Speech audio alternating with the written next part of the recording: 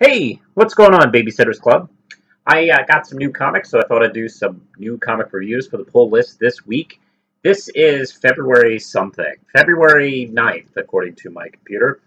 And I picked up three comic books this week. I picked up Steven Universe #1, this is the ongoing, Miss Marvel #15, and Wonder Woman #16. And let's get going with the first one I picked up. Made sure to grab this one. Whoops. This one right here, Steven Universe #1. This is the ongoing. Now, there's been a couple of short runs through Kaboom, but this is the first full ongoing series from Kaboom.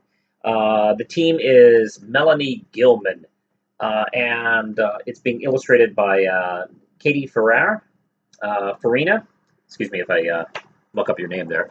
And they're promising to do short one and done kind of issues. This one is absolutely loved. There's no backup story in this one. This is Stephen hanging out at the barn with Lapis and Peridot, and they find a baby bird and take care of it. That's issue one, and it's really sweet. And they kind of learn a little bit about motherhood, particularly Peridot and Lapis, and actually specifically Lapis. She has a bit of a tiny arc in this where she wants nothing to do with this baby bird, and she eventually kind of grows into taking care of it and opening up a little bit. And this kind of ties in with what's going on with her in the show. Actually, she's been slowly opening up to others, and this definitely kind of fits into that. It's a really lovely piece. It's not a huge action or hilarious issue. It's kind of not what they're doing with this one. But if you want to sit down a few minutes, relax, and enjoy something really sweet and nice, this one's a really great one. This one's 5 gram chips. Miss Marvel #15, and this is by the same team as always. This is G. Willow Wilson and Takashi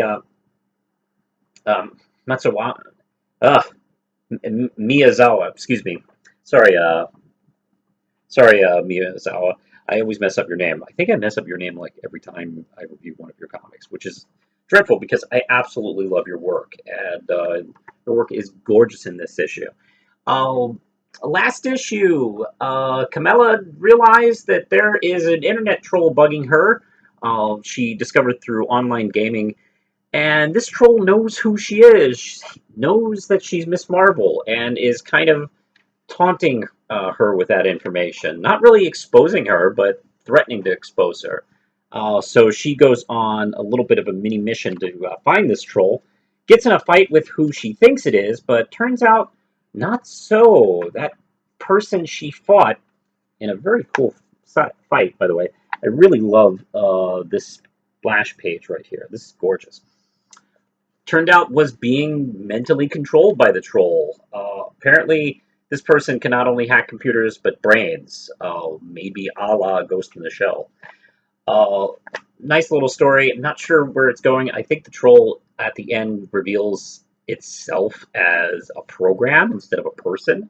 Very curious to see where this thing came from. 5 gram chips on that one. Next is Wonder Woman.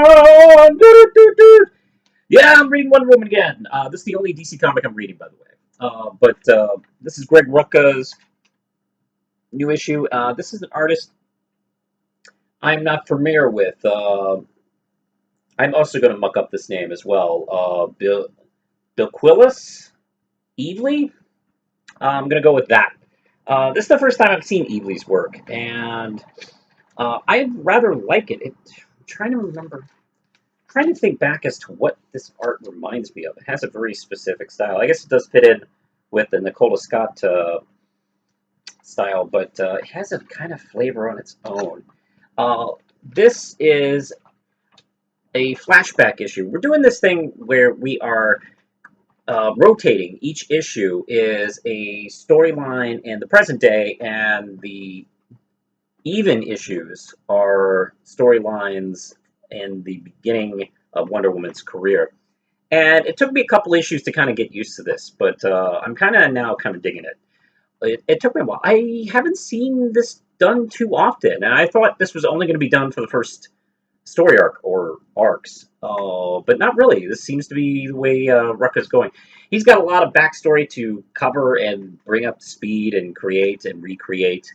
So I guess I could see him doing it this way. It might not be a bad way of cutting, time, because he's got a lot of heavy lifting to do as far as like backstory and history rewriting. Uh, anyway, I don't think our villains are really named, but to me, it's obviously Kale and Dr. Cyber, and they hate Wonder Woman. Ooh, her and her talk of peace and love. Yeah, bitch. Oh, God, that makes me so angry. Yeah, Kale's an asshole. That's, go figure. And, but she does have a daughter she loves, but that daughter has been brought under a horrible spell by these two gods who are twins, and they're kind of a lot like those twin dickheads from G.I. Joe, but they're gods. And they've taken her soul and removed her face. It's very creepy, reveal. And they're telling Kale that, like, hey, okay, we'll give your daughter her face back and her soul if you get us the secret to where Themyscira is. And like, oh, we tried to pick Wonder Woman's brain, but she doesn't know. The information is not in her brain anymore, so you get it. So they come up with this harebrained scheme that ends up getting one of them, who I think Dr. Cyber, critically injured or dead because they had this brilliant idea that there is this, I believe it is the Chima, I think it is. Wonder Woman caught this mythical beast, and now it's in a zoo. And they got this great idea of attacking it to bring Wonder Woman's attention. And in so, Cyber tries to attack Diana, not realizing that the beast kind of defends her and destroys the cyber robot connection and injures or kills Cyber. So that leaves Kale vowing revenge, I guess, on everybody. But you know what? It was your stupid idea. It's not Diana's fault, but that's the way supervillains think, anyway. Supervillains didn't think like that, then there wouldn't be any 30 years of Spider-Man books. Great stuff. I love these a lot. I'm going to give, let's see, definitely 5 Ram chips for Steven Universe. Let's see, I'm going to give 4 strong Ram chips for Miss Marvel 15. Not to mention 5 Ram chips for Wonder Woman. Really dug it a lot. Very curious as to where this is going. It's nice to fill in a little bit backstory of Kale and kind of tying her in with some other Wonder Woman villains. So really interested to see where this goes. I think that's it for now. So I'm going to take a little break, and I'll see you next week talking about more comic books. Push the button, Lindsay.